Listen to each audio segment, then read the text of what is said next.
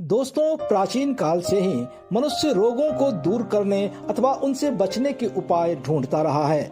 उस समय हमारे ऋषियों मुनियों ने जड़ी बूटी और सही जीवन शैली के आधार पर चिकित्सा प्रणाली विकसित की, जिसे आयुर्वेद का नाम दिया गया। आयुर्वेद शब्द दो शब्दों आयुष और वेद से मिलकर बना है, जिसका अर्थ होता है जीवन का विज्ञान, यानी कि जीवन को ठीक तरीके से जीने का विज्ञान ही आयुर्वेद है।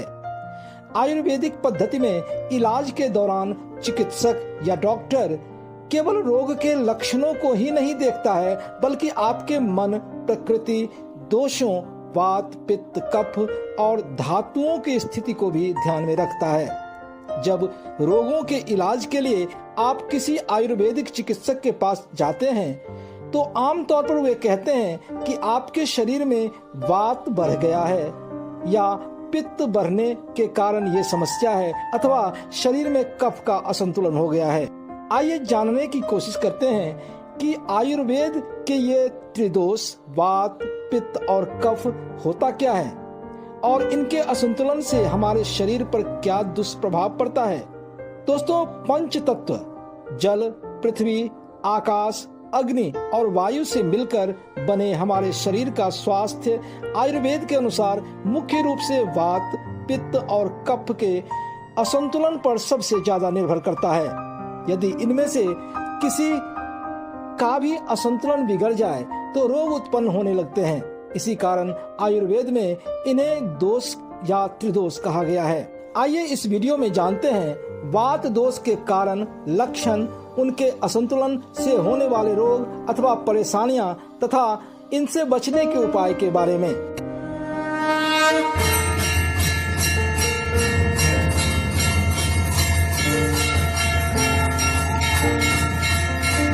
दोस्तों नमस्कार, मैं प्रदीप झा। मेरे इस चैनल में आपका स्वागत है। आयुर्वेद के त्रिदोष में से एक वात दोष के बारे में विस्तार से जानने के लिए आपसे रिक्वेस्ट है कि आप इस वीडियो को लाइक व शेयर करें तथा चैनल को सब्सक्राइब कर बेल आइकन जरूर दबाएं। वात दोष वायु और आकाश इन दो तत्वों से मिलकर बना है। वात को सबसे महत्वपूर्ण माना गया है। इसके अनुसार जो तत्व शरीर में गति या उत्साह उत्पन्न करे वह वात या वायु कहलाता है। हमारे शरीर में होने वाली सभी प्रकार की गति शरीर में मौजूद वात या वायु के कारण ही होता है, जैसे कि धमनियों में रक्त संचार होना, हृदय की धड़कन, मल व मूत्र का त्याग, पसीना निकलना इत्यादि। गतिशील होने के कारण वात शरीर के अन्य दोषों को भी एक स्थान से दूसरे स्थान तक पहुंचा देता है।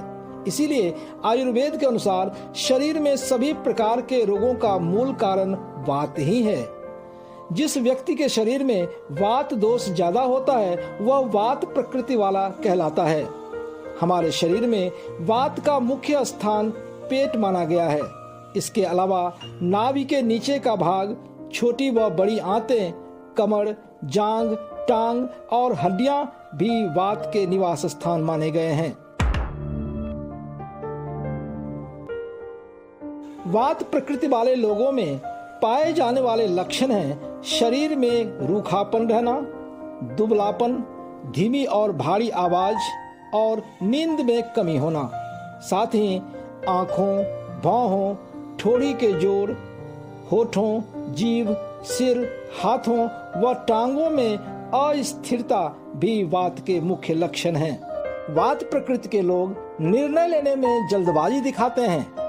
वे जल्दी क्रोधित हो जाते हैं व चिढ़ जाते हैं, जल्दी डर जाते हैं और बातों को जल्दी समझकर फिर भूल जाने जैसी आदतें भी उनमें होती है। वात प्रकृति के व्यक्ति को तेज दिमाग, लचीलापन और रचनात्मकता का वरदान प्राप्त होता है। वात वाले तेजी से चलते, बोलते और सोचते हैं, यानी मानसिक रूप से वे बहुत ही चंचल प्रकृति के होते हैं। अन्य की तुलना में उनमें कम इच्छा शक्ति, आत्मविश्वास, साहस और उतार चढ़ाव के प्रति सहनशीलता होती है और अक्सर अस्थिर महसूस करते हैं। बाहरी दुनिया में वात प्रकृति के लोग जल्दी से पैसा कमाते हैं और जल्दी खर्च करते हैं। परिणाम स्वरूप उन्हें आर्थिक कठिनाई का सामना करना पड़ता है। वात प्रकृति वाले व्यक्ति आमतौर पर वायु तत्व से जुड़ी बीमारियों से ग्रसित होते हैं, जैसे वात स्फीति, निमोनिया और गठिया।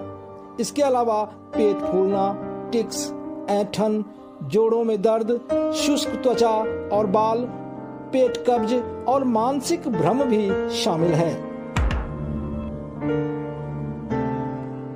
शरीर में वात को कम करने के लिए व्यक्ति को गर्म, अच्छी तरह से पका हुआ और चिकना अथवा तैलीय भोजन करना चाहिए और प्रत्येक भोजन के बीच 2 घंटे के अंतराल पर आवश्यकता अनुसार नाश्ता करना चाहिए, यानी कि पेट भूखा न रहे। अच्छी तरह से पका हुआ ओट्स और चावल, पकी हुई सब्जियां, मीठे, पके और रसीले फल इत्यादि वात प्रकृति के व्यक्ति के लिए फायदेमंद होते हैं। इसके अलावा सभी मेवे, डेयरी प्रोडक्ट और बीज वात के लिए अच्छे होते हैं। साथ ही लंबा विश्राम करना और प्रतिदिन ध्यान लगाना फायदेमंद होता है। दोस्तों, इस प्रकार से शरीर में वात की मात्रा की पहचान कर आप सामान्य जीवन शैली के साथ ही अपने सभी प्रकार के शारीरिक व मानसिक परेशानियों को दूर कर सकते हैं। हमारे आने वाले वीडियो में आयुर्वेद के अन्य 2 दोषों, पित्त और कफ से होने वाली रोगों और उनके उपचार से संबंधित विवरण दिया जाएगा।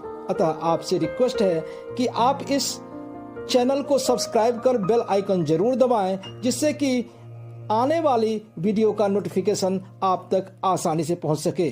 जय हिंद, जय जय भारत।